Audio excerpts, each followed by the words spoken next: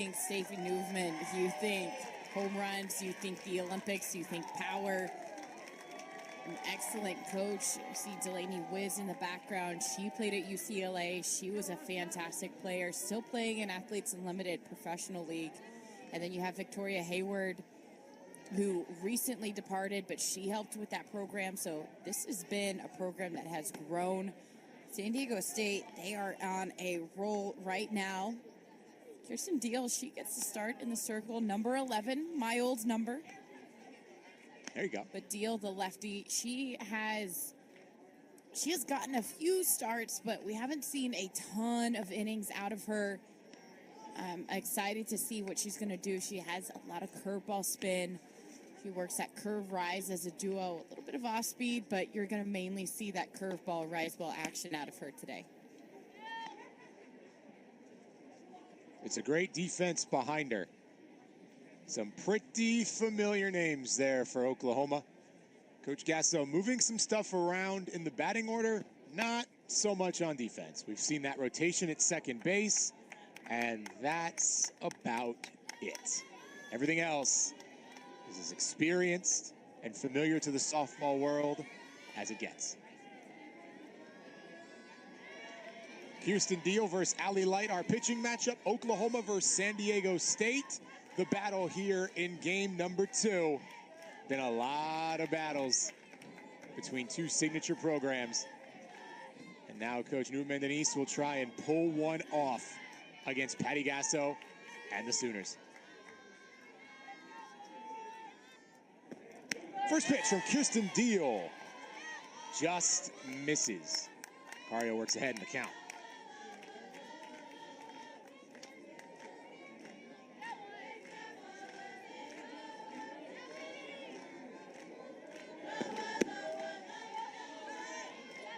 What's most impressive about this run for the Aztecs, the quality of competition it came against. Right before they came here, they beat a really good Loyola team 8-5. Then here at Mary Nutter, 3-2 over Missouri, 3-2 over Nebraska in 8 innings, a game we saw here, and then 9-0 over Bethune. Slow roll, 4-3, easy work for Hodge over at second. Yeah, those were some tight wins, some tough wins. They battled all the way through. Nice pitch by Deal, working that back door to get in on the hands. That's an easy ground ball for Hodge to get over to first.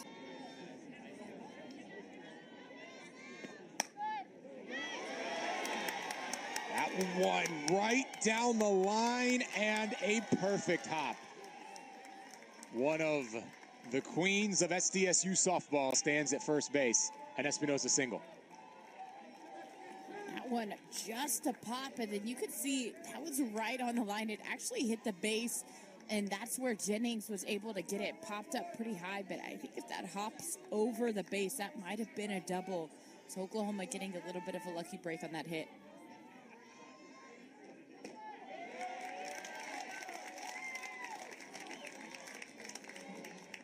Sets up Ali Garcia, the hero yesterday for San Diego State.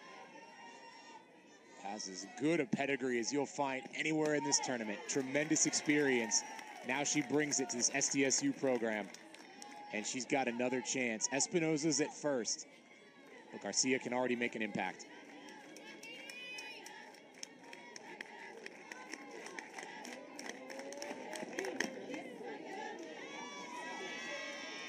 Got just a piece, and so her impact, a free bag. 2 on the pond, just like that for the Aztecs. That back door that Deal was able to get before, she tries to go there again to get that weak ground ball, but that one just stays too over the batter's box and just grazes the hands of Garcia. But already, really quickly, San Diego State, they're getting runners on base. They're applying a little bit of pressure to Oklahoma. From one Pac-12 transfer to another. Here's Angie Yellen.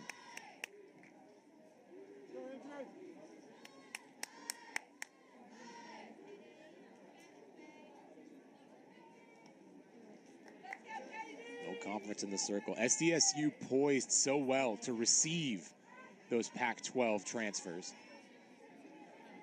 Not only by virtue of, well, being in San Diego and being pretty close to home, but just having a really strong athletics department across the board. San Diego State is one of those first mid-majors you think of, and it doesn't even really matter what sport it is. Yellen lifting to Pickering, and Cassidy makes the play for out number 2.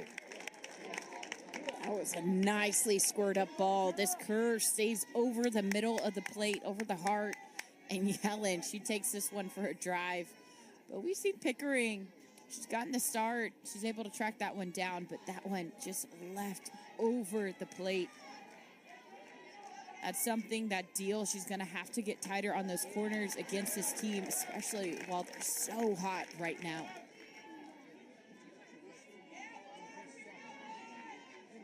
Kenna Brocky's got a couple RBIs so far in this tournament, one against Nebraska.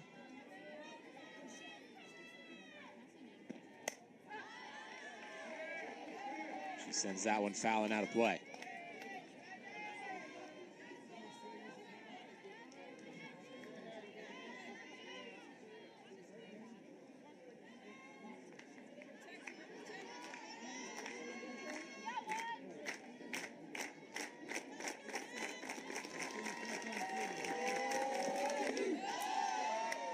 Up top, Deal trying to work her way out of trouble. If you want to come check out the action in person, the official ticket source is through the MaryNutterClassic.com website. Still plenty of great action to watch, live and on site in Cathedral City.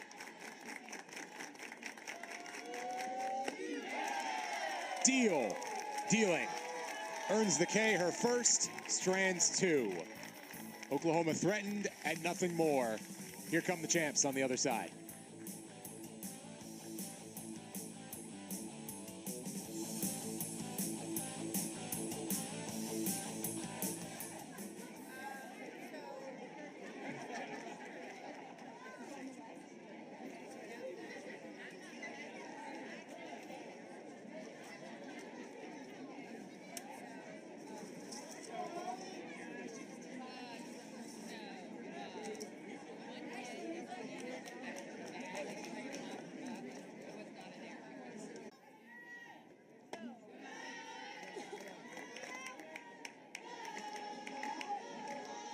No real dead spots. That's how it's designed. Another kind of funky shift. Seeing Booney hitting the 8 spot instead of the 9. We saw it last night against Wisconsin. It worked. Oklahoma got a run rule win. And so Coach Gasso will keep that one the same.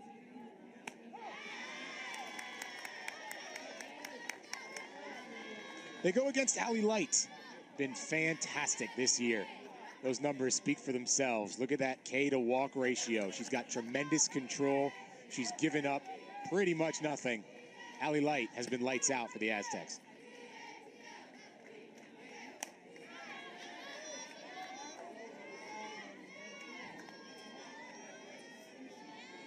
She had one of the best games of her career against Fullerton right here at Mary Nutter.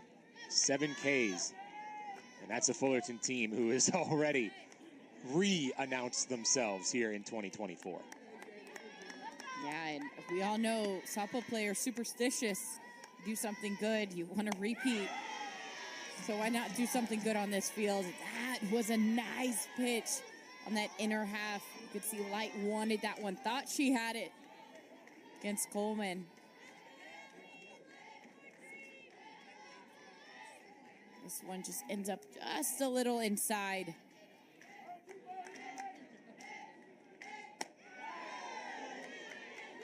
As does that. A couple of pretty good 2-strike pitches for Allie Light. Here early in the first inning, pitchers trying to discover, okay, where's this strike zone? What can I get away with? What can I get away with? Just trying to establish that zone. Reaching out to left, Espinoza under it for out number 1.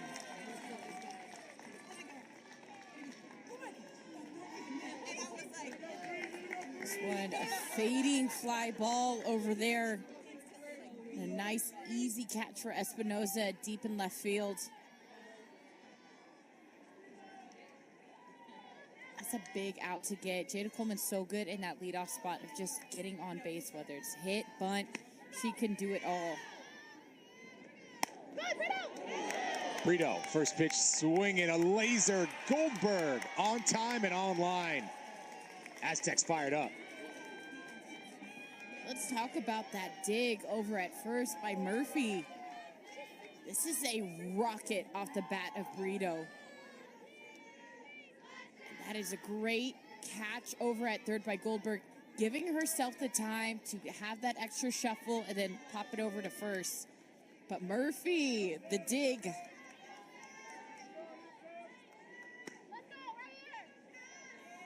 A.J. Murphy's grandfather won 6 Gold Gloves for Oakland. Defense runs in the family. And right now, her squad trying to send Oklahoma down in order. Cassidy Pickering, the one who hopes to prevent that, hitting third in this lineup. The back-to-back-to-back champs have a freshman in the 3-hole. That pretty much tells you the season that Cassidy Pickering has had so far.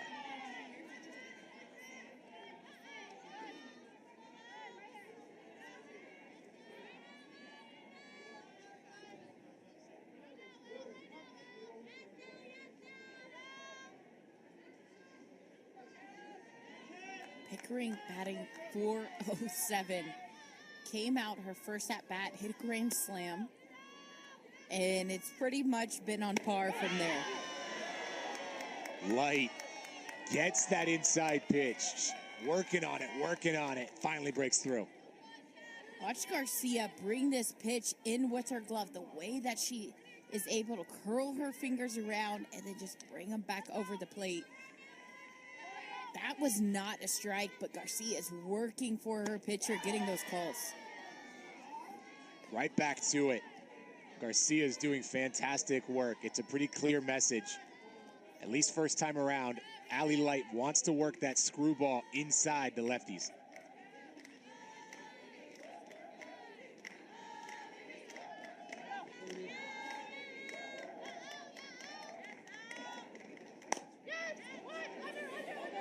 Chopped up to Light. The bobble is enough. Cassidy Pickering creates a little chaos, and Oklahoma has life, their first base runner.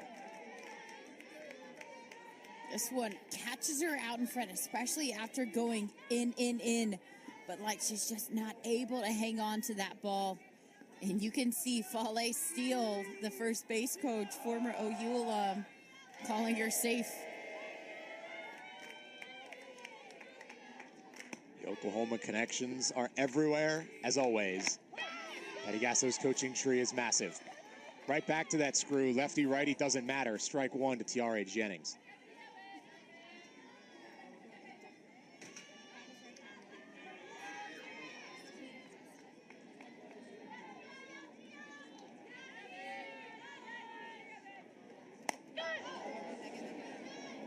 And on the hands, friendly hop for Oklahoma. That goes fair. Might have been an out.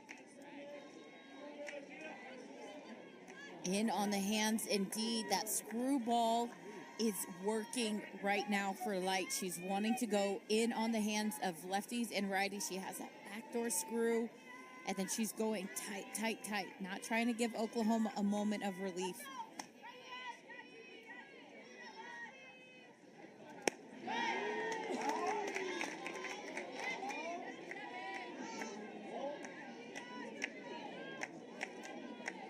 And for her, erring on the side of caution, I think is the right thing to do.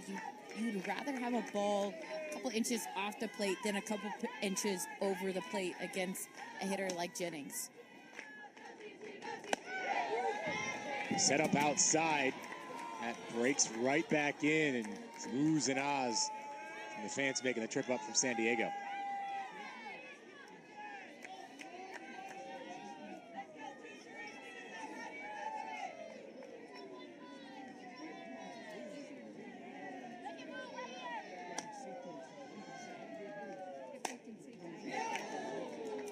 Tiare rolls a foul. And look at all those people. If you look on the sidelines down that third base foul line, there are tons of fans. I mean, that is grass, believe it or not. There's no seats. Everybody is just bringing their own chairs, just lining there. You can see all in the outfield. Some of them fake fans painted on the wall, but most of them real, Very live real. in here for some softball. Run it full here for Tiare Jennings. They've gotten a show, no matter who you're rooting for. History's been made a few different times. Those fans always enjoy it no matter what, but Tiare did plant herself number 2 all time in the Oklahoma RBI list, past Lauren Chamberlain last night. Payoff pitch. Jennings keeps it rolling.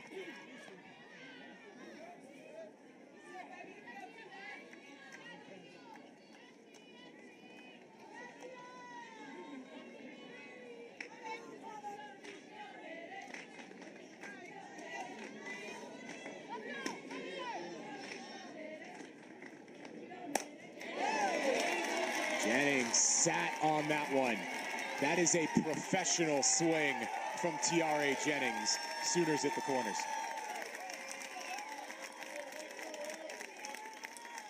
And this one, watch the extension of Jennings. Stays on it. She even almost pauses a moment after she hits that ball to really emphasize, I have to stay through this ball. And that was a great heads-up base running by Pickering, going first to third. She sees that ball is going to drop. She sees center field. Baraki, she's a little bit deep and goes, you know what, I'm going to bet on my speed. And takes third. And you can see right there, Ella Jennings, Parker. she's saying inside. That is where she's throwing, inside, inside, inside. And that is the plan Yeah, of San especially Diego State. the lefty up now, for sure. Parker comes in, and it runs away from her. That's a great pitch by Light. She did the job. The Mountain West Pitcher of the Year strands 2, and we are scoreless with 1 complete.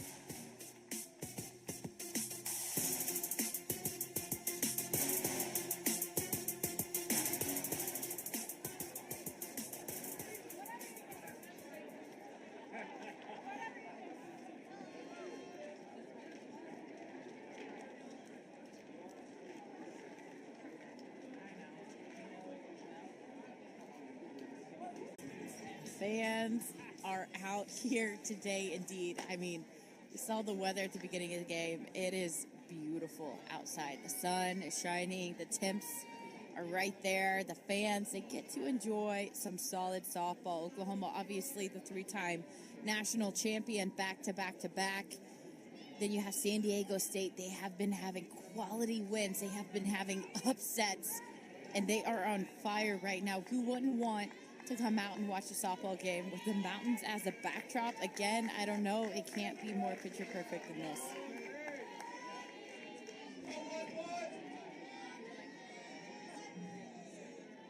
Aztecs brought 5 up in the opening frame, and now Dio starts it out with a strike against Ignacio.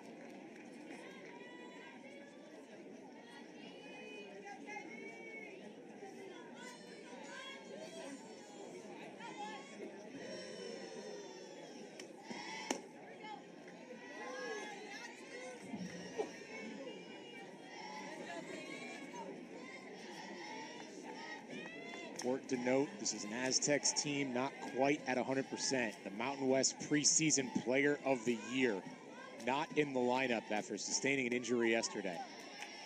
So this upset gets that much tougher. The Aztecs, game so far. It's been tough. We've seen a couple of teams just struggle with injuries early on here. Not just here at Marion Nutter, but just in general. Ignacio in the right, where Boone awaits, and we certainly wish Mac the best in her recovery. She is an electric player to watch. So is Riley Boone. So fun to see her. Definitely a spark plug, so you hope she gets back. It's still super early here in the season, so you're hoping to see her later on as preseason ends and conference starts to come back into play.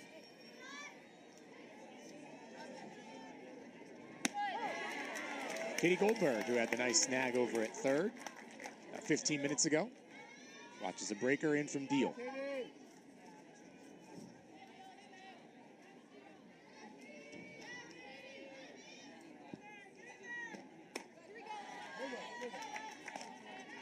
The sophomore, heir apparent for this Oklahoma pitching throne. Many have come and gone and represented some of the best in our sport. And Kirsten admitted she was a little nervous last time we saw her in Puerto Vallarta, but now pretty locked in.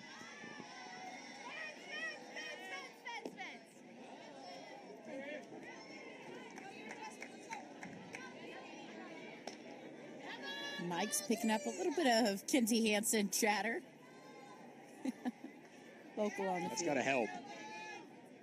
A young pitcher, didn't get that many innings last year, fourth arm out of the pen, now in a signature role. But you've got a calming influence behind the plate. And there's the payoff. A K for Kirsten. Deal, she's able to get this curveball across coast to coast of the plate. Starts on that outer half corner, but look at that movement. She is dealing, and Kinzie Hansen loving every moment. AJ Murphy also coming off a nice defensive play. Both corner infielders good so far. She goes after the first pitch. She sees Boone. Couple outs in the frame. That thing kept carrying. Boone read it the entire way. Kirsten Deal sends the Aztecs down 1-2-3. Bottom of the second, Oklahoma hoping to get rolling.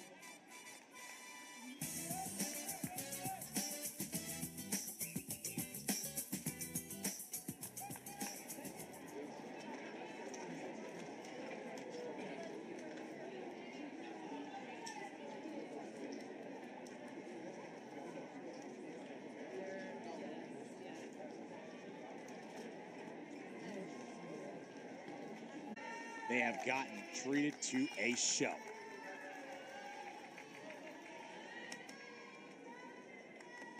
Kinzie Hansen leads things off for the Sooners and gains some count leverage on the first pitch.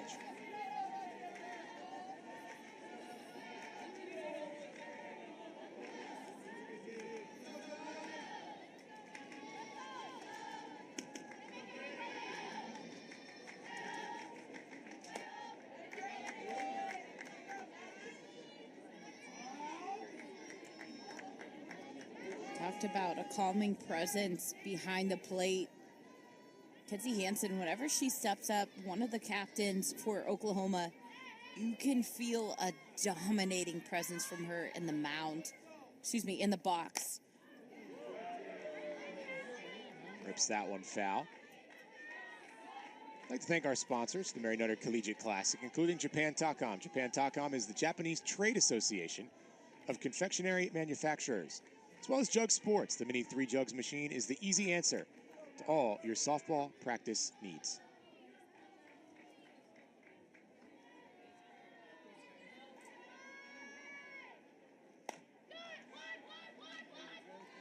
Hansen chops it up.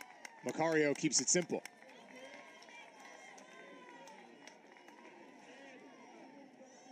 After busting Hansen on the inside, you can see Light going on that outer half, getting her to extend and roll over that pitch. And that has been the story for Light. Go in, bust away. In, bust away. And she has been pretty successful at keeping these runners off the base path, keeping these hitters from squaring things up too solid. First pitch to Sanders misses for ball one. Allie Light's a real case study in momentum as far as it affects player development. You see her really string success together at the end of 2022. She uses that confidence, comes out and dominates in 2023. One of the best strikeouts to walk ratios anywhere in the country, and is now off to an even better start and tries to put a capstone on it here with a win against Oklahoma.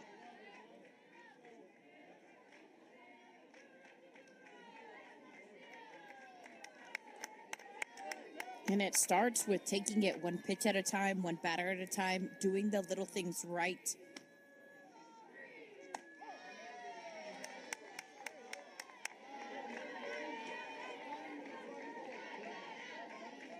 pitch nicely placed on that outside half. Don't really see a backdoor screwball too often from a pitcher, so that angle from a righty's arm has to be different. We're used to the screwball inside, but that backdoor kind of gives them a moment of pause, and I think that's been working in Light's favor. That one, talk about standing room only. Whenever there's a foul ball over there, there's no room for any of the bystanders, so you really have to keep a heads up, especially if you're down the foul lines, so you have two fields to worry about. Sanders watching. It's always a fun time here at Mary Nutter. You get great softball, plenty to do around the ballpark, both in it and next door over in Palm Springs. Right now, though, the focus very much on the dirt. Hey, I'll let you take that. I'm not trying to get in the way of your sponsorship. Payoff to Sid Sanders, misses for ball 4.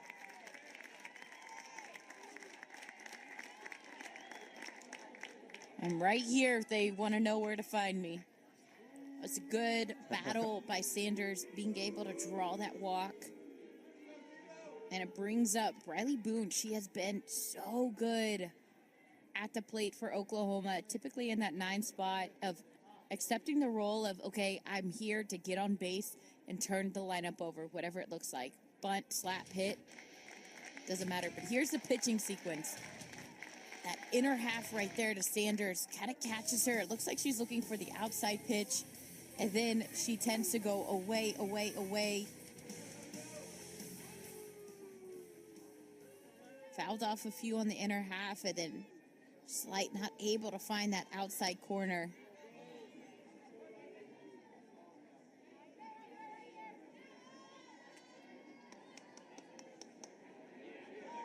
Frees up Riley Boone.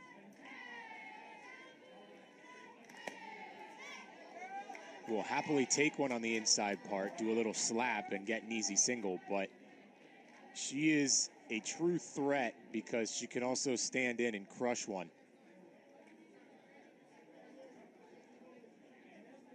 Maya Bland, by the way, hanging out at first base.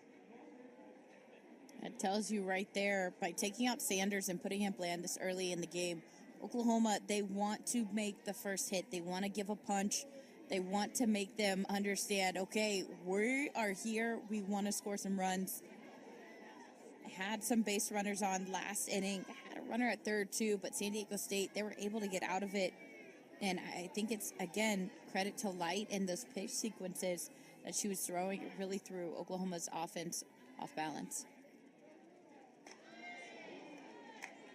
There, Boone does go for the slap. That ball was sprinting away from her. Slap and run action 20. right there. Maya Bland stealing on that pitch. So you're seeing Coach Gasso go to the call card, make some action, make the San Diego State defense feel some chaos. Have to get creative against Light. Boone puts it where it needs to be, as she so often does. 2 on the pond for OU.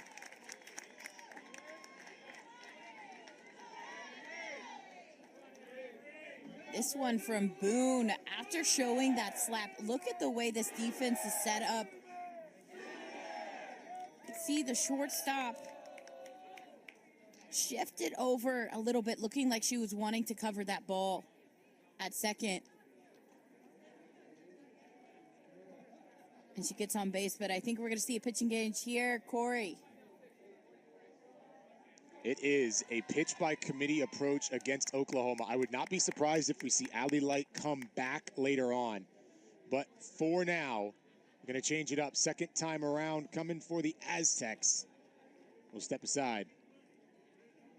Let Cece throw her warm-ups.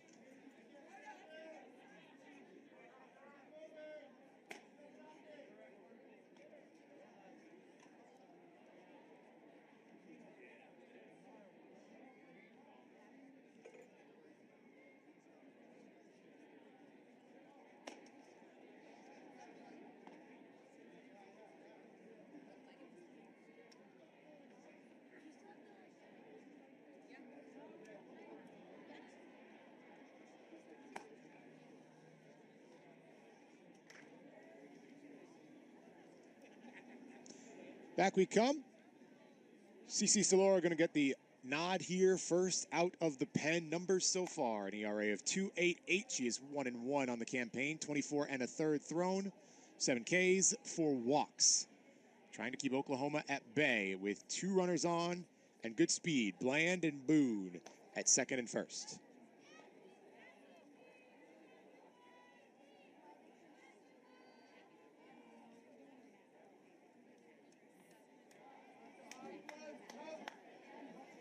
See, San Diego State, they were pretty quick going ahead and switching out Light and Salora. I think they know once Oklahoma's offense gets going, it's pretty hard to stop the momentum that is their their bat. So they don't want to risk it. They don't want that momentum to start swinging in their favor. They're going to go ahead and switch out early, keep these hitters off balance, keep them guessing. I think that's going to be the name of the game here for San Diego State as far as their pitching plan, their game plan. Bunt laid down. Pop throw to third is an obstruction call. Count the stolen base for Bland.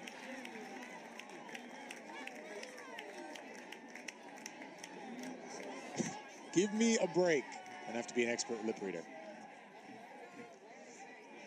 Coach is fired up about that one, saying that she had to jump midair and she was tagging. You could see the defense talking about it behind, but she is heated here.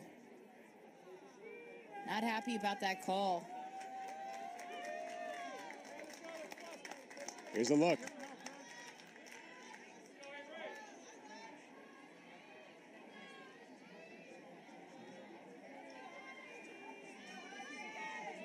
Right there. I don't know. The position of the umpire made it difficult to see. Hodge loops it up to Espinoza, who gets the throw in time. No possible advance. That's a huge turn for the Aztecs.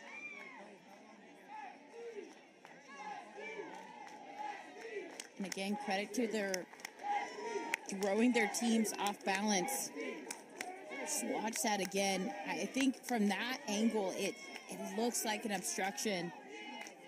We'll get another foul ball, our third one today. But from the angle, if you were looking from the pitcher's perspective towards third base, I think that's where you really saw it. There was room at the front half of the bag for Bland to slide into. You get the benefit of all the camera angles. Joe Planty does not. Popped up and finding its way into the grass. Bland and Boone both score. Opening lead belongs to Oklahoma thanks to Jada Coleman.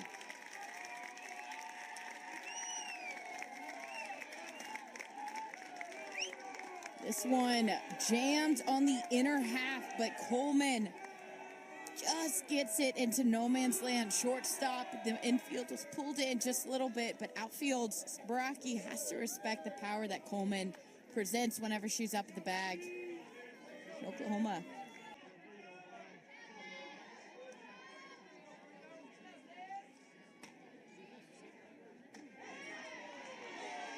And that floats into Alyssa Brito.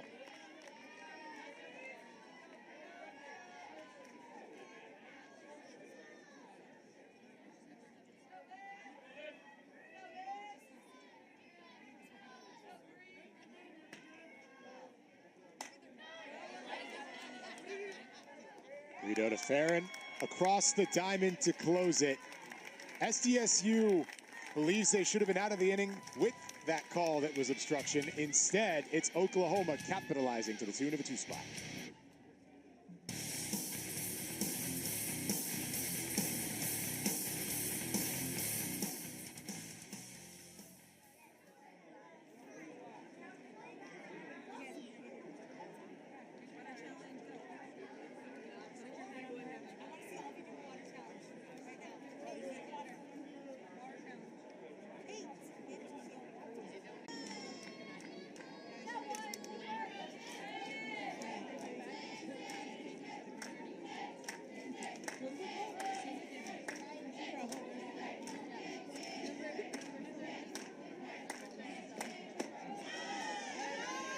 So here's the obstruction revised rule. Yeah. Word for word. It is obstruction if the defender blocks any part of the leading edge of third, in this case. It's any base. However, defensive players will not be called for obstruction if they're in possession of the ball or if they're making a legitimate reaction to the trajectory of the ball after it is thrown. It's the second part. That's the argument for Coach Nuva-Mendonís. It's the first part. That's the argument for Patty Gassa.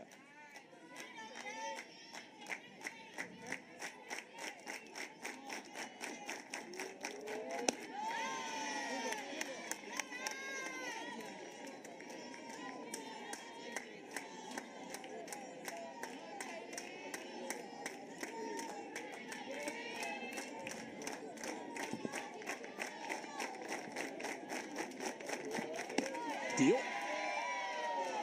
Just misses. Had Kenzie Hansen fooled. She was ready to throw it around the horn.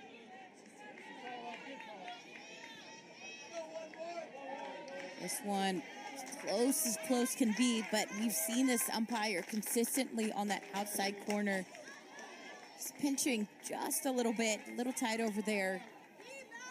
These pitches are still figuring out the strike zone, but I've always said umpires are humans. As long as they are consistent with the zone, I'm okay with that because I know where the strike zone is, and he has been pretty consistent about being just a little tight on that outside half. Little 8-pitch battle cooking here between Kate Fair and Kirsten Deal.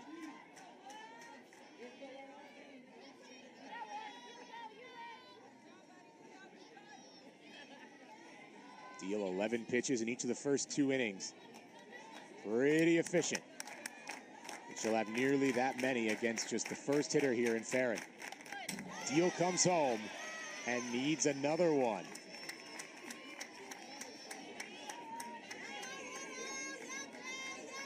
We've already seen today a lot of long at-bats, good battles at the plate with 2 strikes. I think also it's the ability of these athletes to trust their instincts and anticipate what pitch is going to come next, being able to battle, being able to have that mindset. Strike 3. Farron can't believe it. 3rd K today for Deal.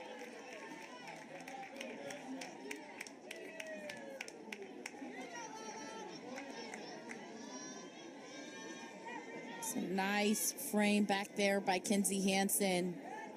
Bringing that ball back up into the eyes of the umpire, getting that call for her pitcher. Macario up and watching ball 1. Kenzie Hansen going blue stripe today as you get another look.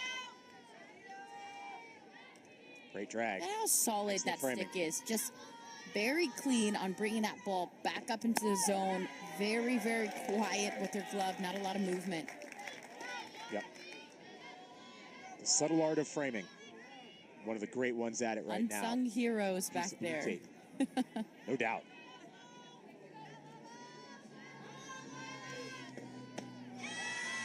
Kenzie Hansen went red stripe last night. Now a more calming blue here in a California afternoon.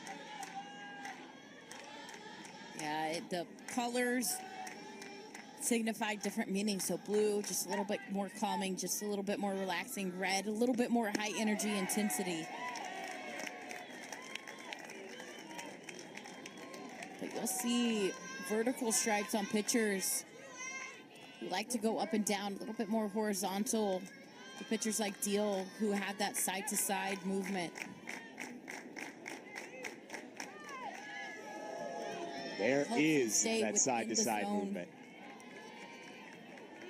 Being able to work through and just give that pitcher a visual target as they're going to throw that pitch. This is the height that we want it to be at. We want it right here. We want it to start on the edge of the blue and move all the way to the other edge of the blue. Deal call time. Pretty remarkable, the strides we've made in terms of the mental game. Talk about giving your pitcher the right color there to see. UCLA listens to instrumental music and has a visualization board. Very, very different than it was even 10 years ago.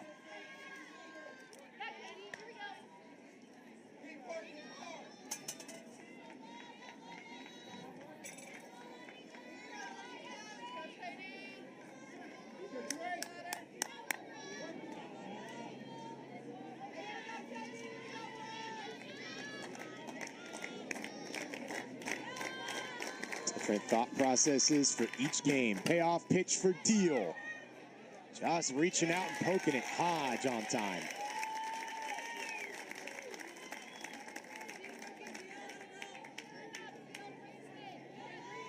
Hodge, she's a great defender, but that ball that was placed so nicely, especially as a lefty, whenever you're moving through that ball and it's tight and on the hands, to be able to keep your hands inside and put that ball back up the middle. That was great hand placement, but Hodge, great footwork, great first step to get there, get that out.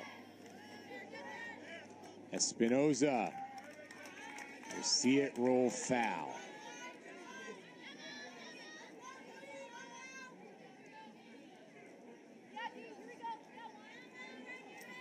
I like that, a little bit of chaotic action that she's trying to create right there. Sanders, she's staying back at first. Gonna have Deal, the lefty, cover all the bunts between her, Brito, and Hansen. Put something down the first base line. Could cause some chaos. Goes the other way to Brito, drawing Sanders off the bag, but no problem. Espinoza's coming off a great game against Bethune, but Deal had the right answer there. Oklahoma looks to build on their 2-run lead.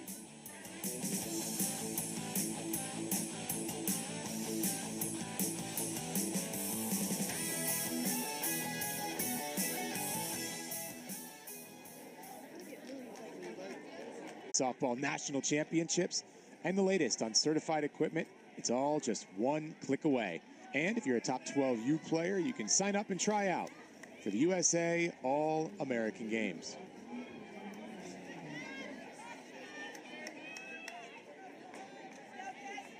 Cassidy Pickering may very well have some All-American honors by the time it's all said and done in her career. The freshman hits now, 3-4-5 for Oklahoma. First pitch swinging just out of the reach of Farron. It's a leadoff base runner.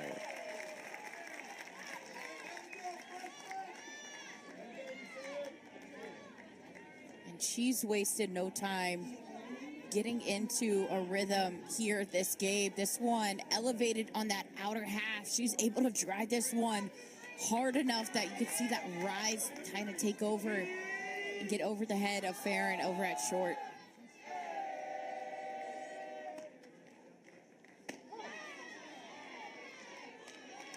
In Pickering's 7 at-bats, she has 6 hits. Just scorching under the California sun.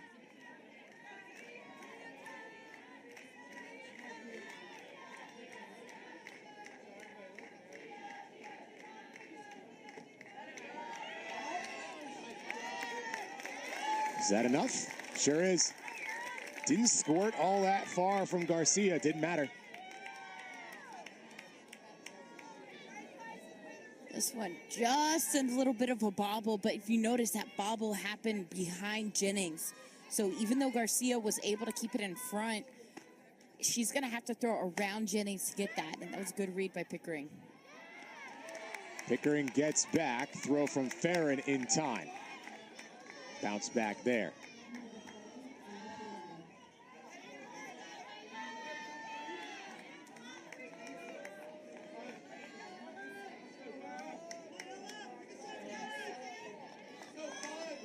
The freshman Parker.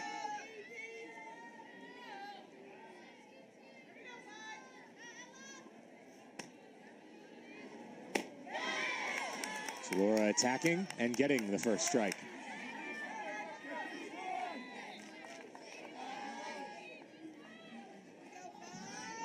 It's a nice pitch attacking that zone. Ella Parker, again, another freshman, but still just as deadly. Had a lot of success last night. So whenever you go against her, you can't treat her like a freshman who doesn't know what she's doing. She very much gives the presence of a veteran.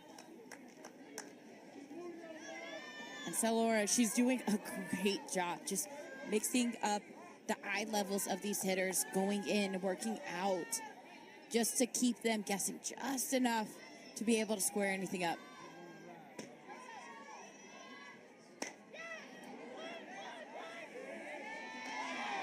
Again, the work of Farron pays off. I mean, this one, it's a screwball, but at the very, very end, it just kind of tails down, kind of tails out of the zone. And Parker, she's not able to hold off of that one. And that was a good throw from across the plate by Farron. Across the field. She's ranging in that 5-6 hole all the way across.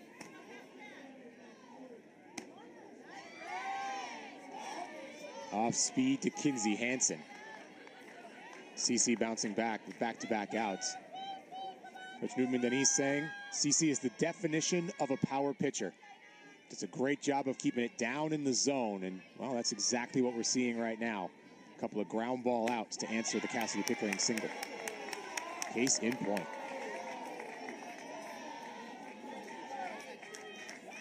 This one with a heavy drop out of the hand. That started mid-upper thigh to Kinsey Hansen, and she's a pretty tall girl. She's 6'1". By the time the ball got to the catcher, that was down by the red in her stirrup. That was a dramatic drop. And you see it again. What a luxury Ability to have for the Aztecs. That much break. Letting that spin overtake. You just see the way it drops off. That spin overtaking that pitch. And Hansen out of the hand. Again, it just looks like such a good pitch. High and that late break. SDSU's got to love this. You get a player growing up right in your backyard, that greater Southern California area. You keep her at home, get her in an Aztec uniform, and she is excelling right now against the nation's best.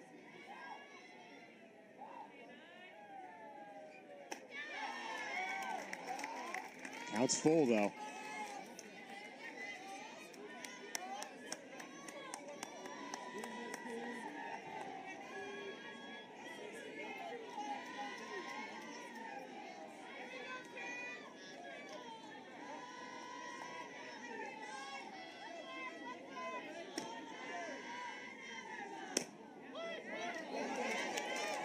Chopped up, it's over CC's head. Play at first, not quite in time.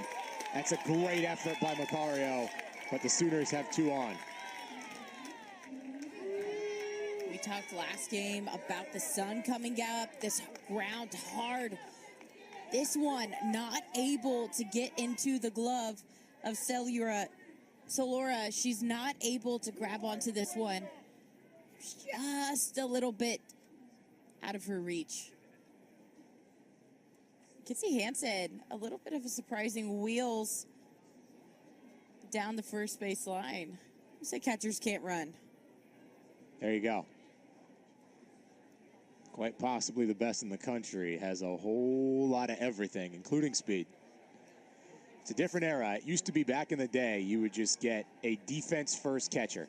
Hey, we don't care about anything else. Frame your pitches, make your throws down to second. Offense is secondary. No longer the case.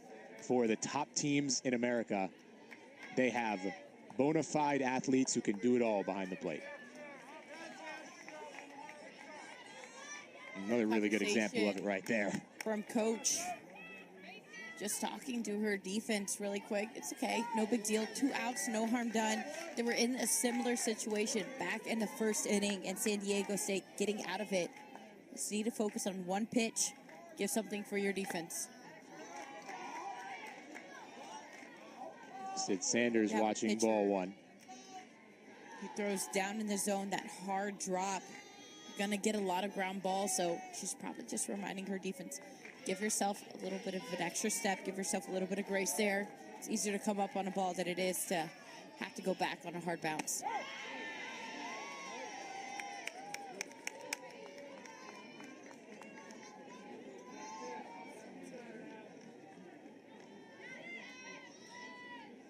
That one not quite as droppy, but still doing the job. Talk about working in different levels, different planes. You expect something to drop off the table and it stays flat.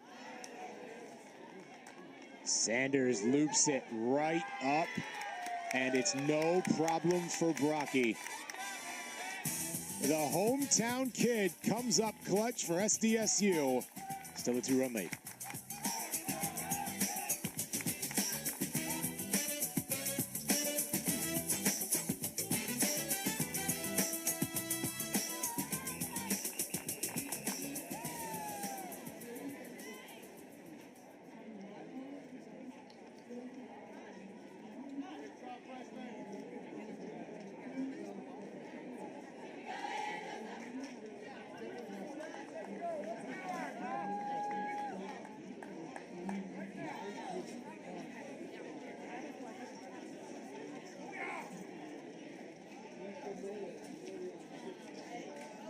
ball. Maybe take those away here in a couple of minutes. It's been a good game that's been going on. Oklahoma up 2-0 here in the 4th inning, but San Diego State has been looking good.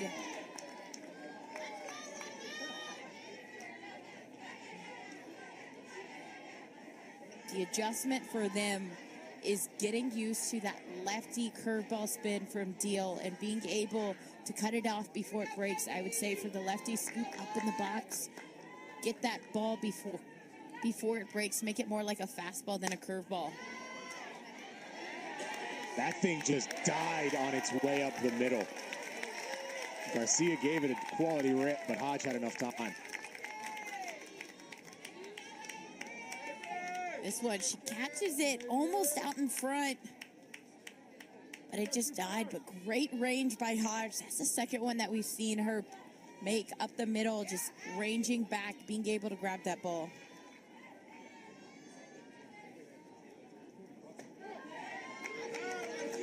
Avery Hodge, Quincy Lilio, Alina Torres, all competing for playing time at that second base spot. Hodge has the early edge.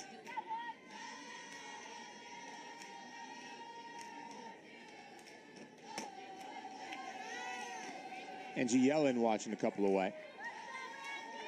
Flew out to Pickering her first time up.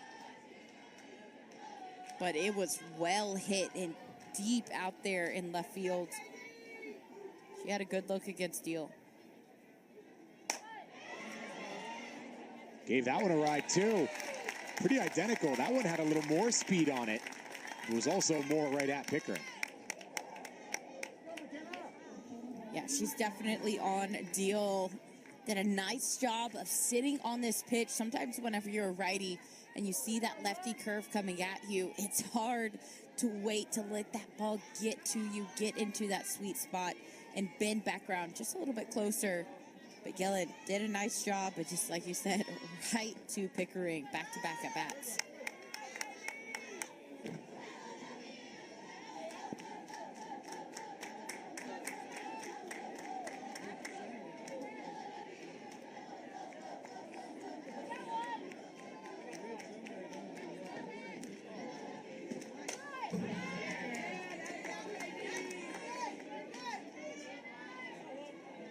Kenna Brockie, who's been active out in center field, trying to get the better of Deal. Kirsten Deal has really settled into this game.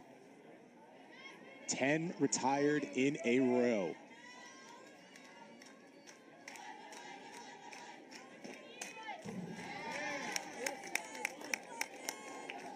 Brockie right now, her swing just looking a little chaotic, a little bit too rushed, too overpowering.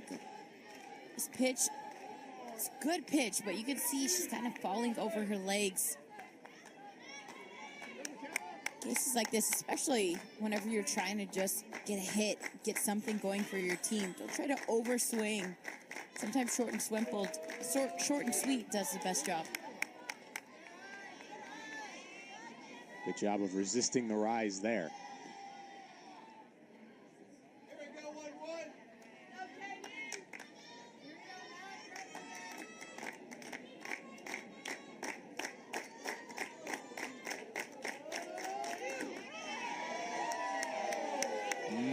Tried to work the back door, just missed.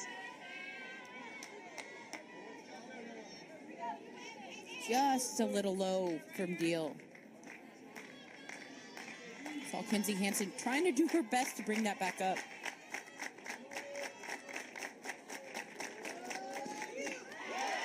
Kirsten comes home and gets the K.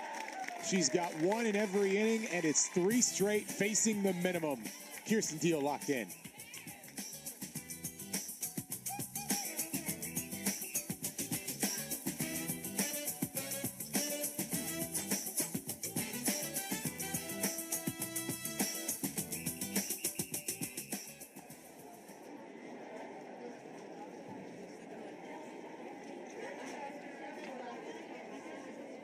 Mary Nutter.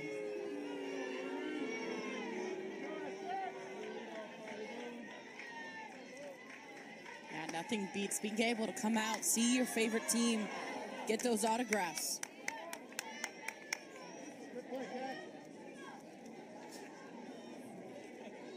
Riley Boone offering with that bunt. Think about what she did last at bat. Showed that slap and then was able to hit something hard through the 5-6 hole. This one again that has the versatility to hit, to bunt, to slap. Makes it hard as a defense, especially on that left side, to position yourself in the right spot.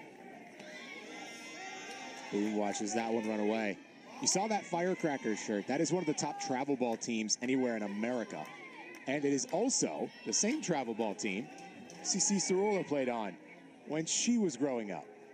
So young fans getting to see players from the exact same teams now representing two of the bona fide elites. The Mountain West favorites and the Big 12 favorites.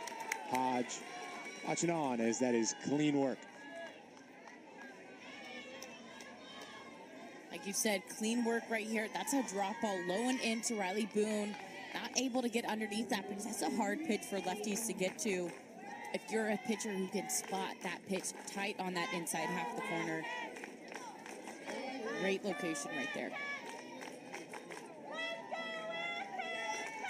Mario to Murphy for out number one. And here's Avery Hodge watching ball one. And you think about all these young eyes that are watching these college teams right now, and they're saying, man, I want to be like her. Oh, I want to play like that. I think back to whenever I was a young girl and whenever my friends were young players and they had their idols and they had people that they looked up to. That one, Hodge fouling that straight into her foot.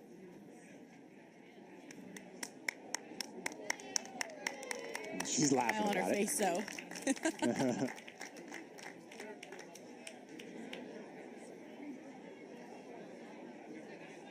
I mean, it has to be picture perfect to be able to get it right there on your toe.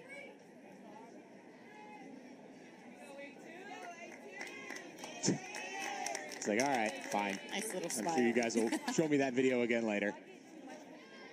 Oh, and Avery doesn't want this. Here's another look at it. She's laughing the entire way. She's like, oh, man. Right on top of her toe.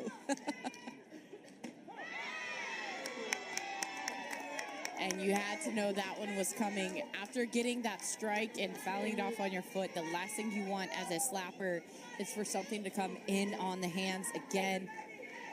So Laura does a nice job. She has been pounding that inside half against these lefties, really making them struggle.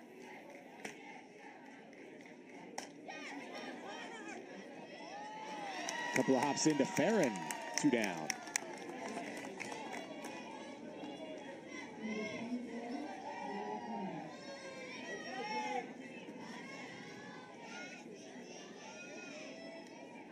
CC Solorson's coming in. Couple innings pitched, just conceding 2 hits. Nothing on the score. And, you know, from the outside, you see Coach Newman Denise come and get the Mountain West Pitcher of the Year. And all of a sudden, you wonder, you know, is this jet heading in the wrong direction? Are you taking out a critical piece? And the answer, quite unsurprisingly from one of the best to ever do it, is no, we had a plan. And that plan is being executed brilliantly by San Diego State.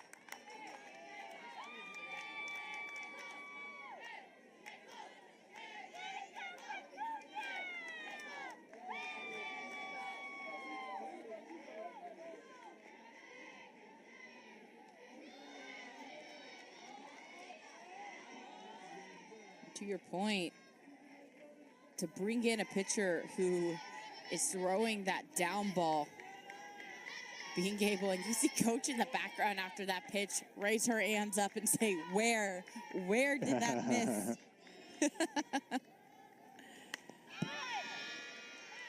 Throwing that down ball against Oklahoma, that has been a struggle for the past few innings ever since Celora came in.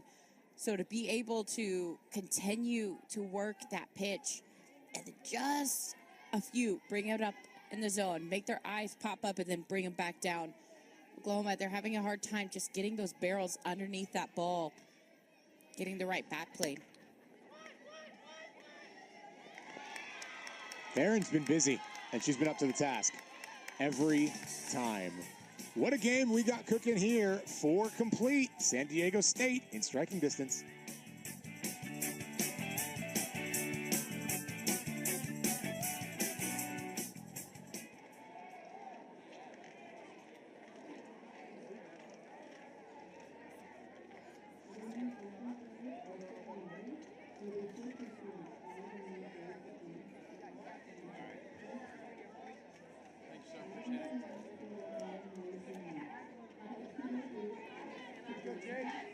Inner half of the plate so they can take that one for a ride up the middle. Cal Ignacio. Haven't even seen too many two-ball counts from Kirsten Deal thus far. This is just the second time that she's thrown 2 balls in a row here.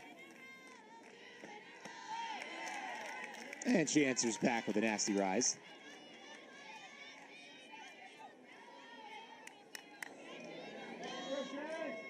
Since she lost that one and hit Garcia, it has been nothing but outs.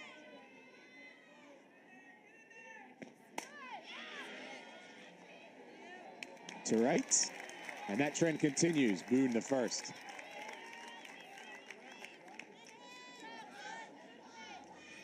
That one was well hit, but a lot of these athletes, we talk about spray charts for the use of pitchers and being able to understand where they want to throw to these hitters, but spray charts for defenders is just important as well, knowing that, okay, against lefties, this hitter tends to do here. As an outfielder, I can shade over just a little bit, give myself some room.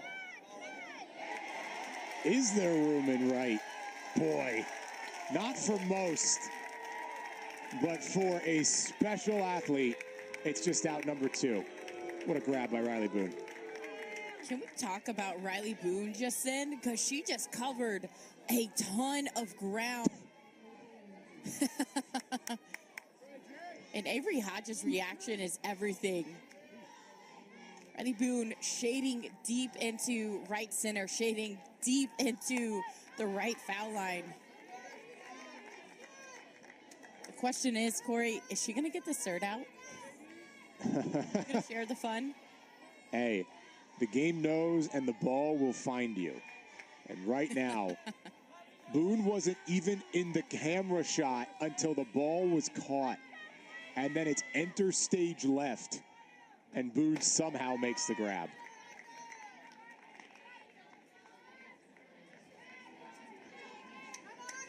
I know she's a fan favorite for OU fans watching here in Cathedral City and with us on Flow, because she pretty routinely makes crazy plays like that. Other way this time, Jada Coleman, not to be forgotten about. Coleman and Boone do all the work. Kirsten Deal has faced the minimum 4 straight innings. How about the range? Enter stage left, big out.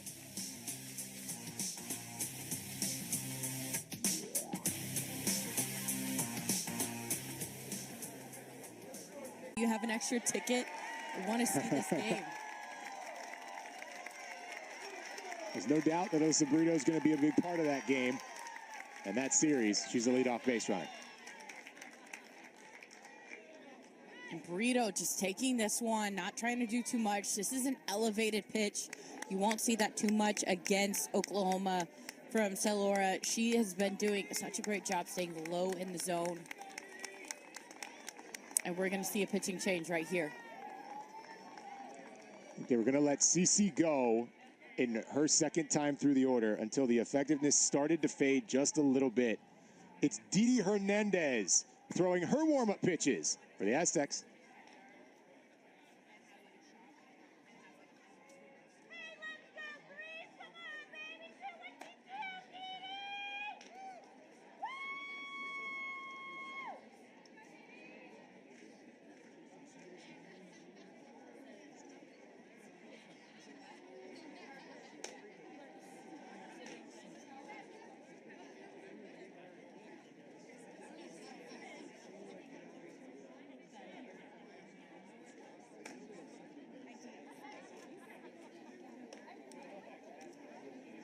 Cece Salora did a really nice job, but the way to play Oklahoma is pitch by committee. And so Didi Hernandez will come on for San Diego State. An incredibly experienced junior, has done some really good things for SDSU, but has international experience as well. And it's international experience, you know well, Nicole. Didi's pitched for the Mexican national team since she was 18 years old. Yeah, we've been on the same team. Big smile from Didi. Another foul ball. This is our fourth one today. I'm telling you, it needs to be on the bingo card. Foul ball from the other field.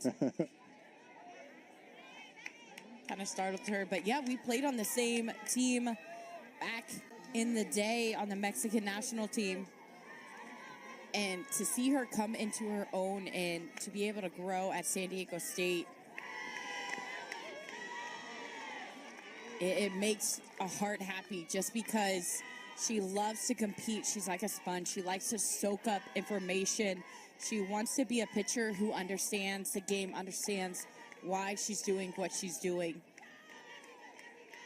And we've really seen her over the years here at this Mary Nutter tournament, especially, have some really big shining moments.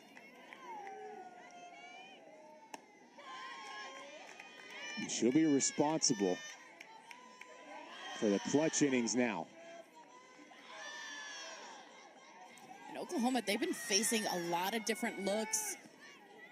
Had some screwball action at first. Had a little bit of drop ball. And now you're going to have the lefty curveball.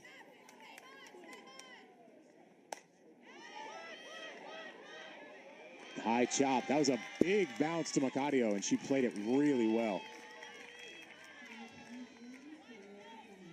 And smiles here for her defense. This field, hard as ever, just being a defender, having to watch it all the way in. It doesn't look like it would take a crazy hop, but by the time the first bounce landed, it was close to the grass. So just being able to range back with your feet, get your body in the right position to make that play.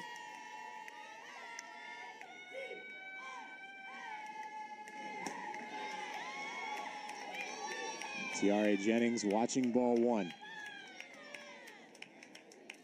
3 for 8 so far in the tournament, including 3 RBI. For number 2 all-time in Oklahoma lore. Still 60-some away from Joss Allo. The absurd part is that's still within reach for Tiare this season because she's that good, and the team around her is pretty consistently on base.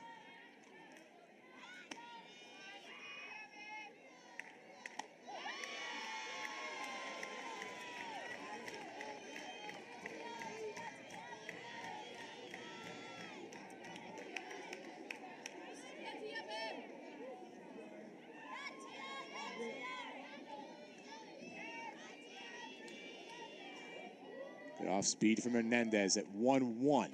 A little more velo and low in the zone.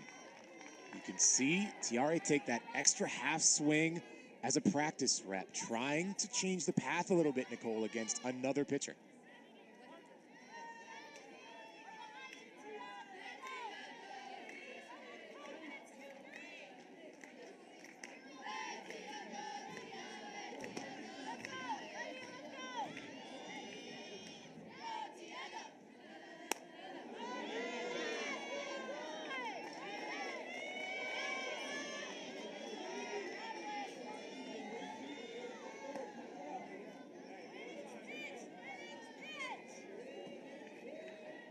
Race for the ball. A lucky fan getting that ball.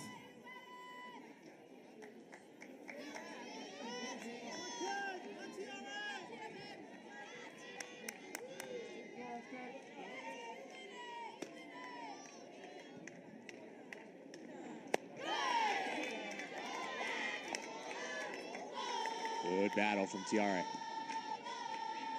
May notice Didi Hernandez, whenever she stretches her arm straight out, that's her telling herself to let that pitch go, let that situation go, reset, go on to the next pitch.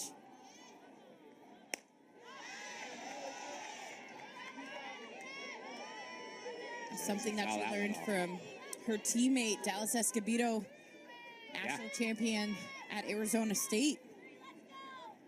Amazing pitcher in her own right, still playing over in Japan. Played on the Mexican national team as well.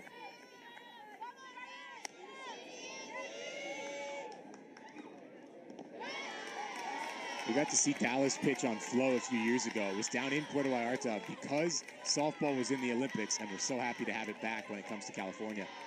The Mexican national team went against college teams in that Puerto Vallarta tournament, and it was so cool just to see really some of the best to ever do it line up. They got a few guest appearances for some American players as well. It was incredible.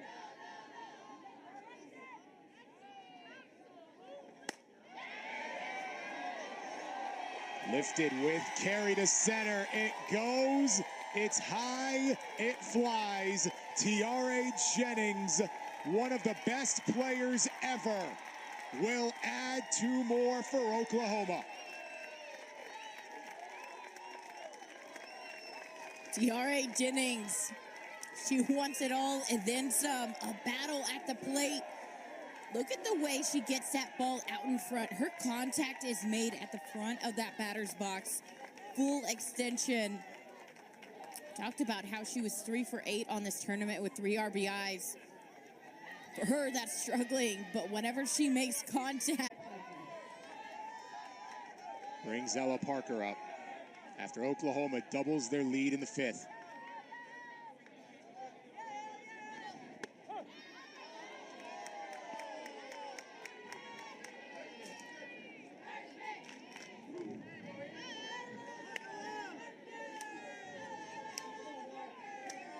Tough to keep Jennings contained.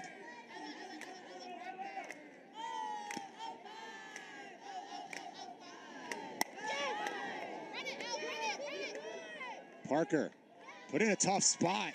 Great response by Espinoza.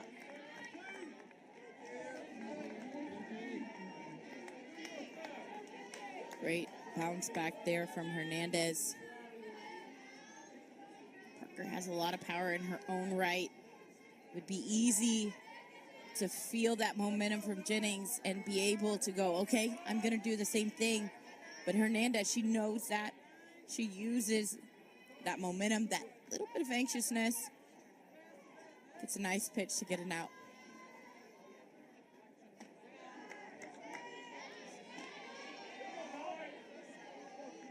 Kinsey Hansen try and keep the good going here for Oklahoma. Little meeting of the minds here in the circle. It's pretty remarkable the difference between the swings of Tiare Jennings and the person she's chasing in the all-time record book in Joss Allo. Tiare has a habit of turning bad pitches for her into good ones. And it doesn't always look super, super nice, but she'll put it out. Allo had a habit of the same swing, the same plane, no matter where the pitch was, and a good amount of the time it left the yard.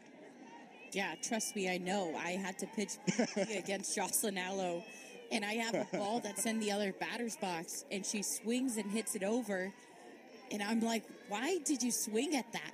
She just kind of goes, because it could.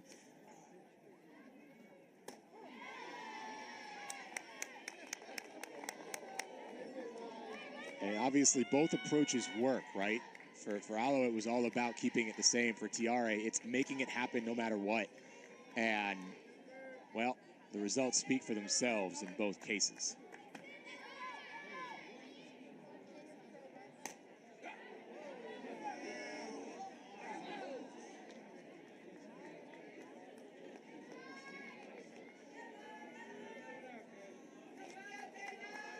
And we talk again about mentality and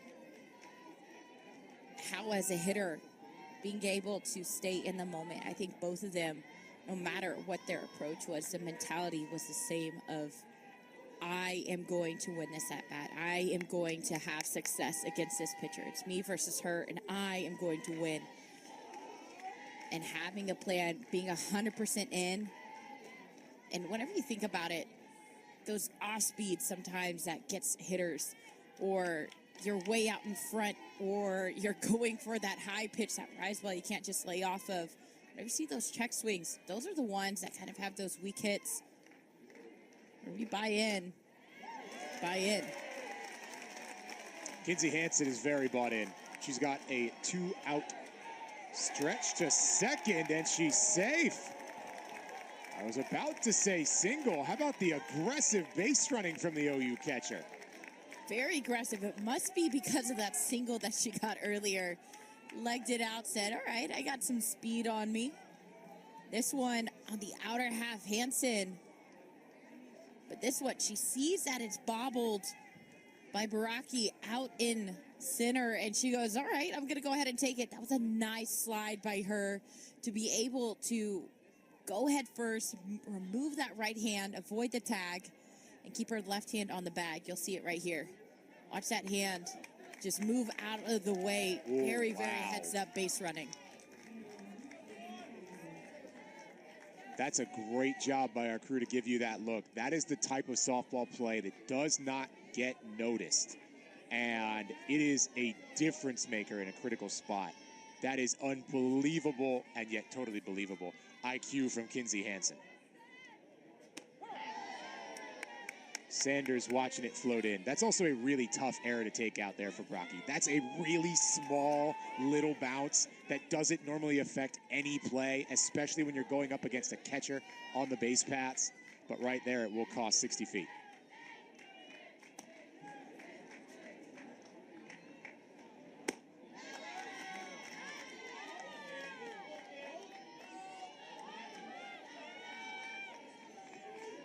And I think as far as defensive-wise, Oklahoma and San Diego State, they have been pretty on par with each other throughout this game. Yeah. Save for the home run by Jennings, it has been a tight ball game at the plate as well. But what Oklahoma has done this game that San Diego State hasn't quite made the adjustment to is those little things, just like we just saw with Kinzie Hansen. Seeing the bobble, going for the extra base, knowing to remove your hand to avoid the tag. Those little things, they add up. You get a runner on second, a ground ball scores another.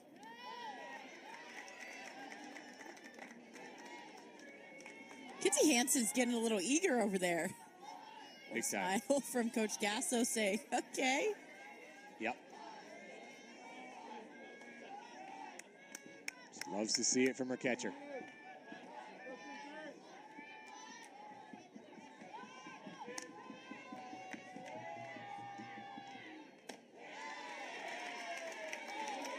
Sydney Sanders, a walk, her second today.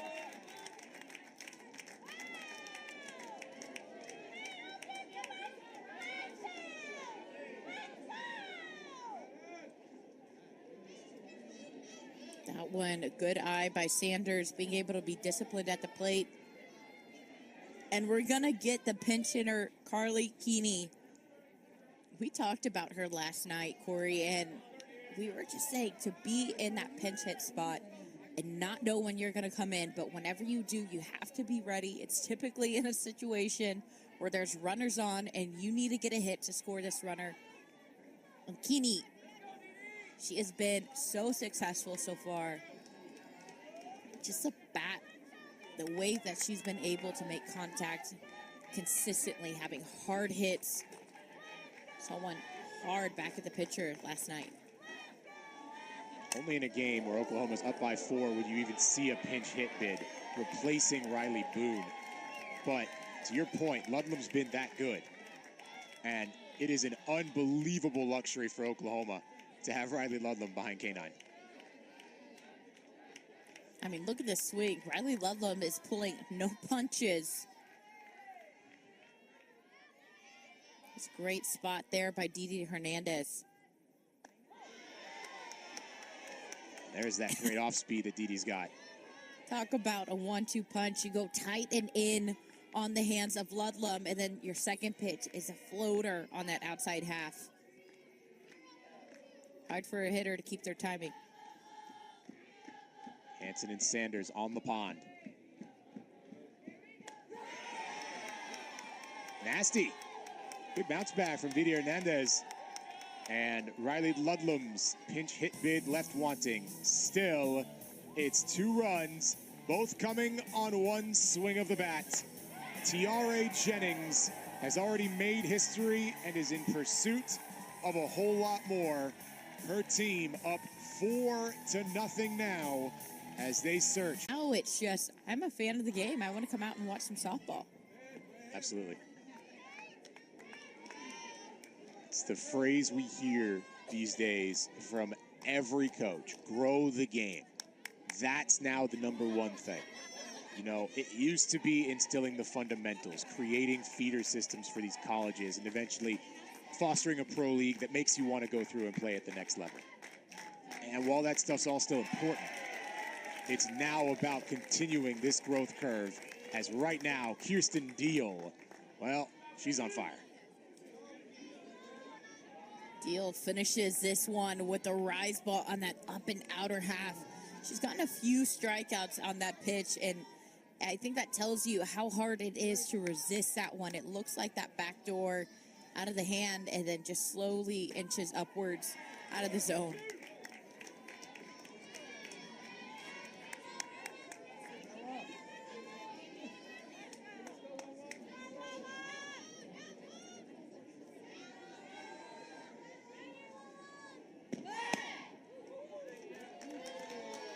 Brought back by Macario. Michaela over that 2. Point, Corey, about growing the game.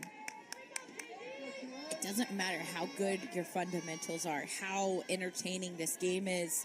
The game won't grow if people don't see it. Right.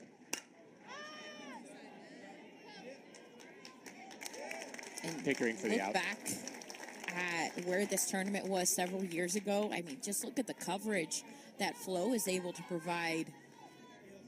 We have replays. We have multiple camera angles. I remember my freshman year, we barely had one camera. And to see the way that this has evolved, the amount of viewership, the amount of people who are now able to tune in and watch a really quality game, a high quality broadcast, it makes a difference. There's no doubt about it. It's why there's pretty much been universal acceptance of this pitch clock rule. And it's funny because we've got a lot of old school coaches in our sport, and you'd think they wouldn't be about a rule change like that. And you hear pretty much across the board, yep, we love it.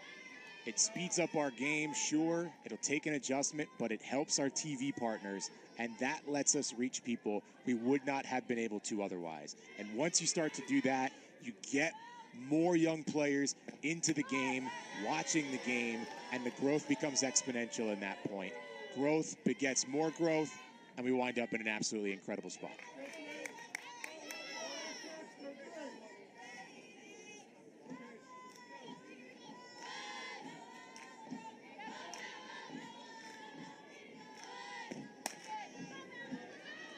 Espinoza, great high chop. Hodge couldn't quite save it. That's a base knock for Bella Espinoza. She's 2 for 3. It's a good snag by Sanders, not letting that one go by. But man, Espinoza, this one so high into the air, obviously well over the head of Deal. But there's no even need for a throw. Combine her speed with that slap. Deadly combination.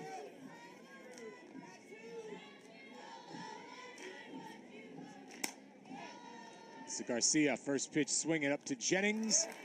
That does it. So, Bella Espinoza's got 100% of the hits, but Oklahoma and Deal have worked around it. They go to the insurance market.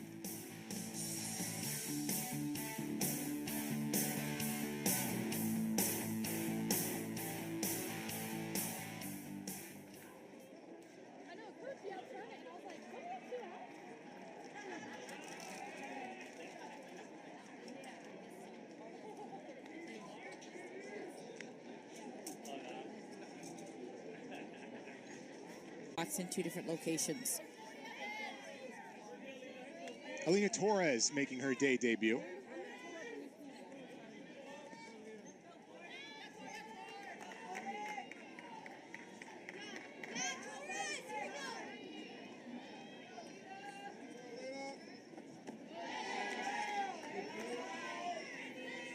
I'm seeing Alina Torres one of those faces that's battling it out at second for that starting position. Avery Hodge, obviously a fantastic defender. There's a three-way rotation going on between Hodge, Torres, and Quincy Lilio. Didi Hernandez is a strikeout looking. This one pulled the string. Woo.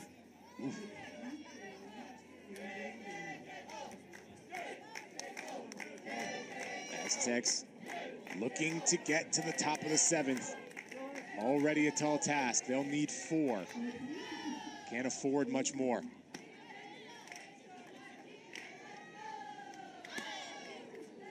Coleman, flashing bunt.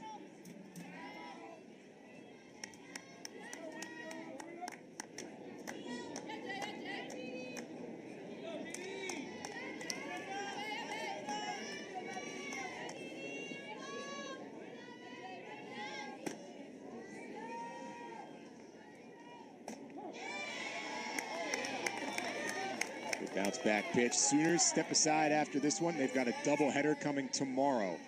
They will take on Seattle and Loyola Marymount. 2 teams very much competing for their conference championships. Meanwhile, this wraps it up for San Diego State here in Cathedral City. Worst case scenario is 3-1 and a really fruitful trip north for the Aztecs. They still have their eyes on a whole lot more. The top of the 7th coming up. Then it's the Purple and Gold Challenge in Baton Rouge, Louisiana, where it is a gauntlet for San Diego State. The McNeese team that's borderline top 25, an LSU team that will always compete. And they wrap it up with Illinois, who we're going to get the chance to see next, right here on Wrigley Field.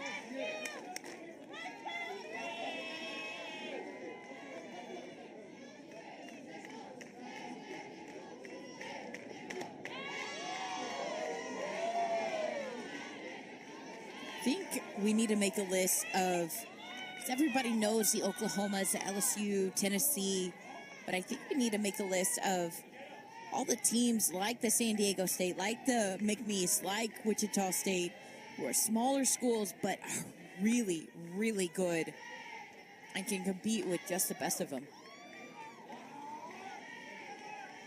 Those are 3 that are right there at the top of their conference standings. Wichita State had a big win last night, and they've run the American. Even as they're a younger team, they got a real chance at the AAC once again. We talk about visibility. Like Oklahoma gets a lot of visibility, but those smaller schools don't always. Good duck, good run. Rocky's got the out. That's another reason why tournaments like these are so great, because you get to see them face up against these top teams and be side by side, right in stride with them, competing.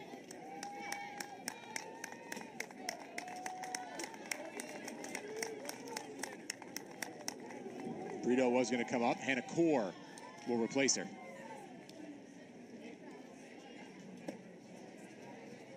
And we said it when she left. Wouldn't be surprised if Allie Light came back out.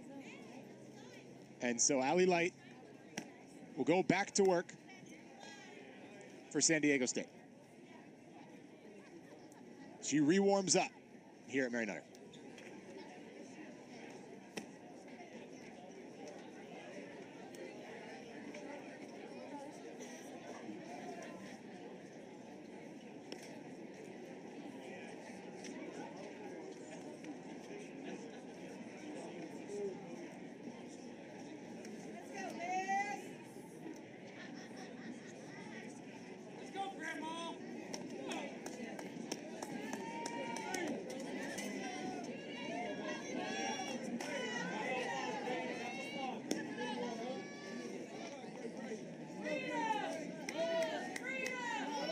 So, Allie Light returns after all. Brito will stay in the game. Core is on deck for Pickering.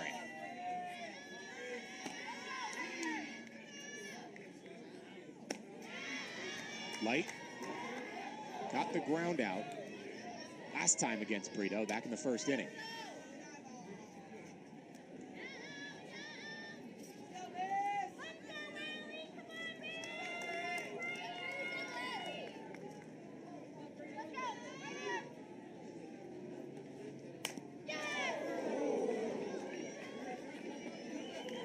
one,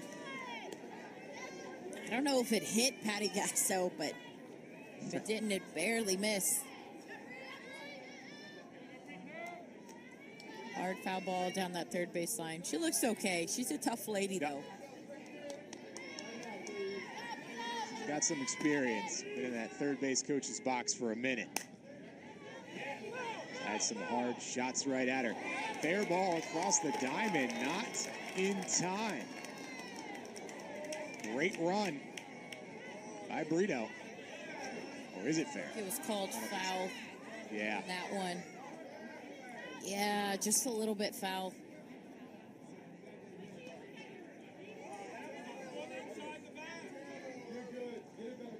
Coach Gasso disagreed.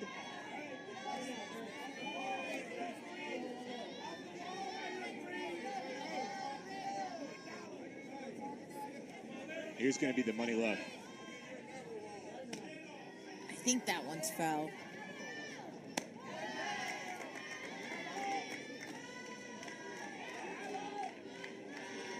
Good battle here by Burrito.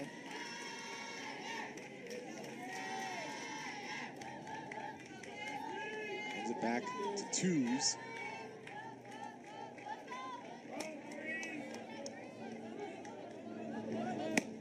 Light. Ooh, nearly. Thought she might have had her on that one. You can see the smile on Light's face. She thought it too. Talked about this umpire. A little tight on that outside half. A little far out, a little low. Light goes off speed and just misses. Brito works the walk. Oklahoma still alive with 2 outs. This one, right location as far as height, but just a little on that outside half. And Brito, she's fired up, not uncommon. A little bit of controversy last year about how excited Oklahoma got on their walks. Love it, hate it. They say we don't care.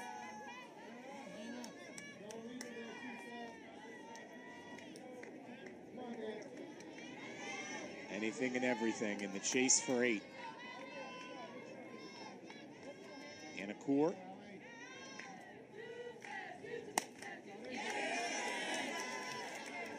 On the backhand, Farron has no play.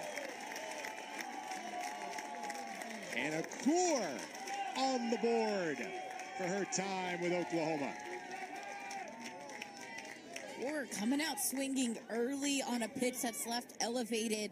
A lot of speed. You saw Farron, not a bad play, coming up, getting ready to go, but Anna Court might be one of the fastest runners on Oklahoma's staff. A lot of speed from her. That's a relatively routine ground ball for pretty much everybody. But Core legs it out and enters the stat sheet for the first time from the batter's box.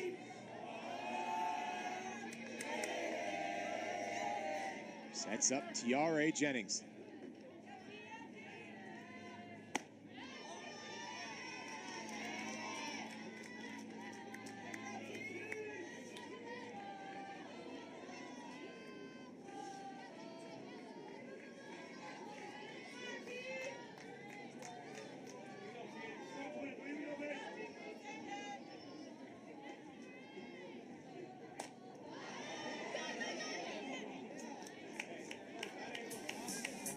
You know, Tiare in Jennings. the back of her mind, she has this swing.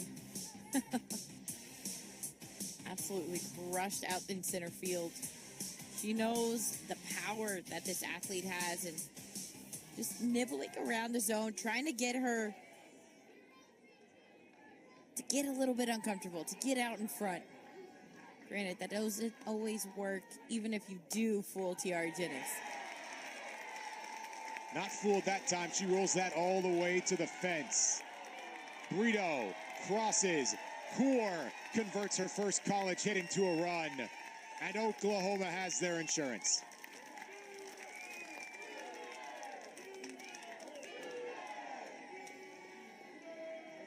Jennings, again, the way she's able to get her barrel out in front and then just keep it there on that extension part. She is fired up, but man, she has seen the ball so well right now this game. That is a 4 RBI day for Tiare Jennings. And she is in hot pursuit of that Oklahoma record.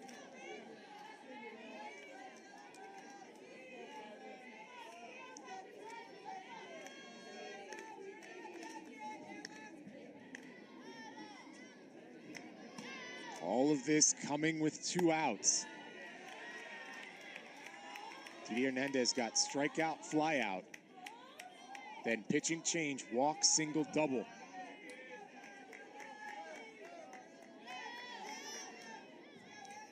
That's what Oklahoma was known for last year. How tough they were to get that 3rd out.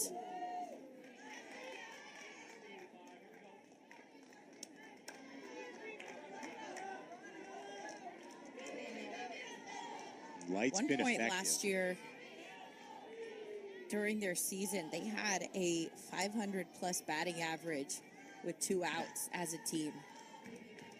And so Light, she knows that she's going to want to throw those off-speed, those lower pitches in the zone. Try to get Parker to chase after those, get out in front, give her defense something that they can easily field and get a quick out on.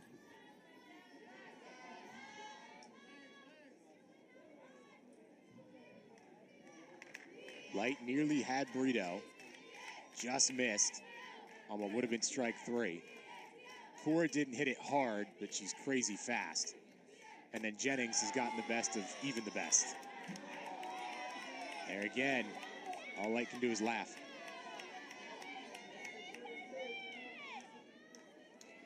She wants that inside pitch to that lefty. This one just a little inside. He has been consistent with not calling that pitch all game.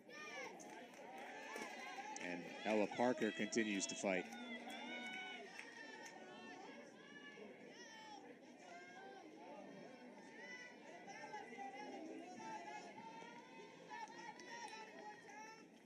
A little quiet in the batting order today. Yesterday had a couple of big time hits. The San Diego State staff, they've been able to keep her at bay, keep her pretty quiet.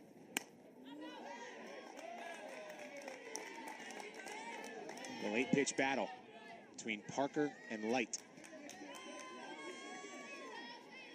We're going to need to start keeping track of how many 8-pitch at-bats we have in these games, because I feel like time after time after time, these hitters are battling in this box. No doubt.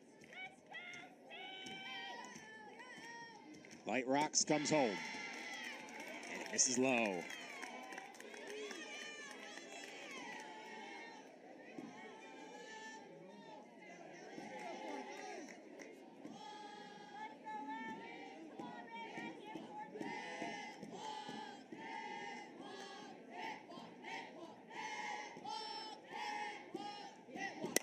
Payoff.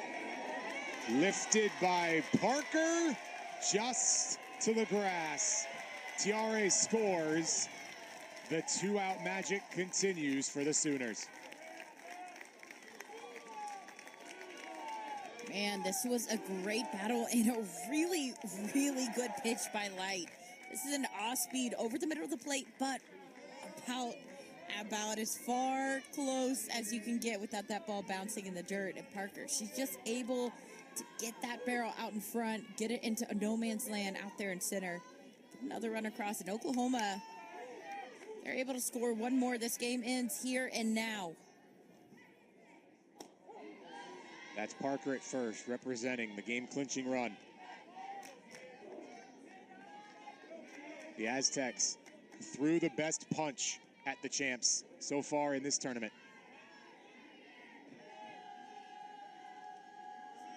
Kept it extremely tight through 4 complete. And even after 5, 4-0 is one theoretical swing of the bat. But Oklahoma once again, proving themselves, not that they need to.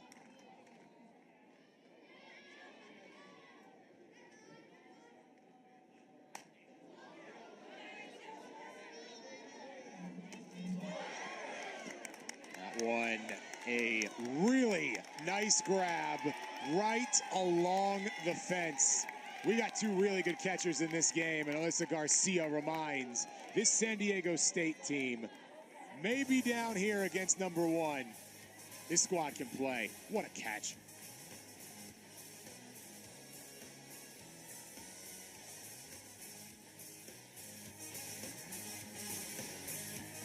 UCLA fan, he is in the back of the complex. Yeah.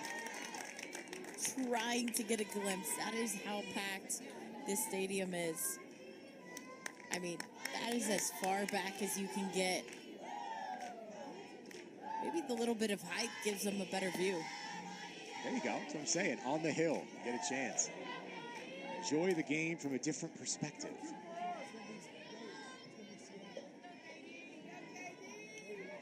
Angie Yellen has absolutely ripped two balls straight to left field. Where Hannah Core is now, it was Pickering.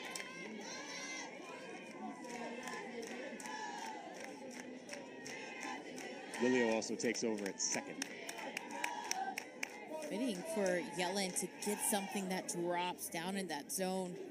She's done such a good job off the deal. She's due. As a hitter, it can be frustrating knowing that you square up those pitches. You're like, yes, that was good. Okay, it was right to him. Next at bat. Yes, that was good. Okay, that was right to him. Not to be lost in the offense from Oklahoma. This has been the best start of Kirsten Deal's career. She had set it pretty good against Lamar last week, but now, particularly factoring in quality of competition and by the numbers, she's racked up a strikeout in just about every inning. She's been in firm command, facing the minimum since the start of the second inning. This has been imposing and near perfection for the youngster Deal.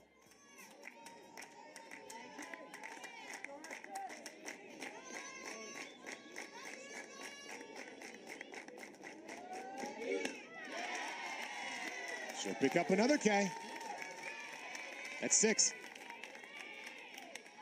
Talking of strikeouts, we might as well just watch one more. This one, Deal has been getting these righties on that backdoor rise. It's a tough pitch to lay off of. It looks like it's going to bend back over. Can't risk it with 2 strikes. On the back, it gets away from Lilio. O'Braki does give San Diego State a little lifeline here in the 7th. It's a nice knock by Brockie.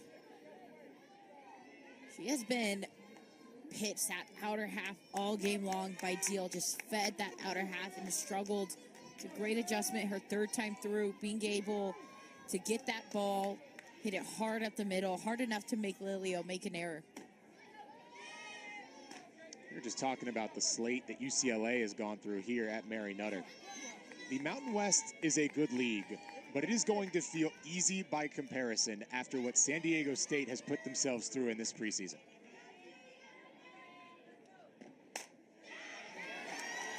Ignacio goes 5-6 hole, 2 on for the Aztecs. That forged by fire approach. Obviously, Oklahoma right here. They started the year against a top 5 Stanford team.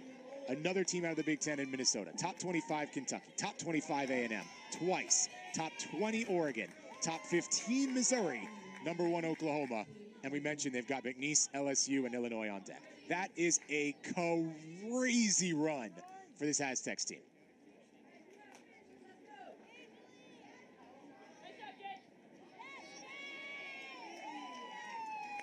And I think that this is the right way to do it. You want your team to see where they stand. You want your team to know where they need to be. And I've never understood coaches that shy away from those challenges. Yes, you don't want your team to lose confidence, but at the same time, should want them to face the best. Because if they face the best, they know what the best looks like. They know where they need to be to become the best. And that's what San Diego State has done consistently, but especially this year.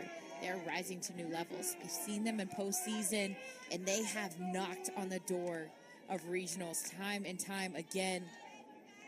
I think this year they're saying, I'm tired of being stuck at that regional point. I want to get to Supers. I want to get to World Series. That's up to Coleman. Aztecs down to their final out. The freshman Julie Holcomb, by the way, was the pinch runner. She's over at first base. There's another couple of matchups I didn't even mention in that list. They get Utah, at home at least, in San Diego. And their final game before Mountain West play is a Fullerton team that has put the rest of softball on notice. And they play Long Beach, the reigning Big West champions, 2 games before that. I mean, you talk about every possible draw on the West Coast and otherwise. SDSU has it on their calendar. It's up to A.J. Murphy. And you mentioned West Coast as well. They have been, whenever they get sent to regionals, they have been up and down that West Coast area. They want to face these teams that they're going to see later on in postseason. They want to be familiar with these pitchers, with these hitters, with their defense, how they play.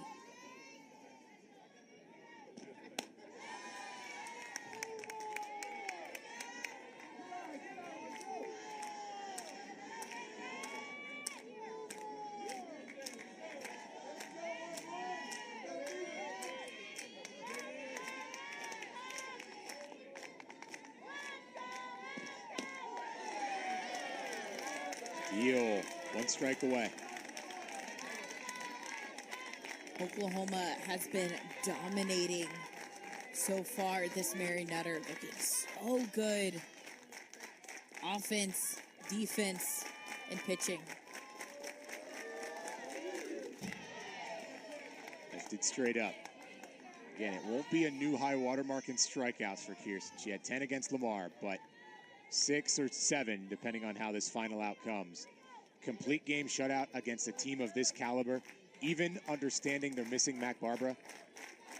This is the announcement from the youngster. Hey, last year's in the past. I'm ready now. Lifted in to the glove of Boone.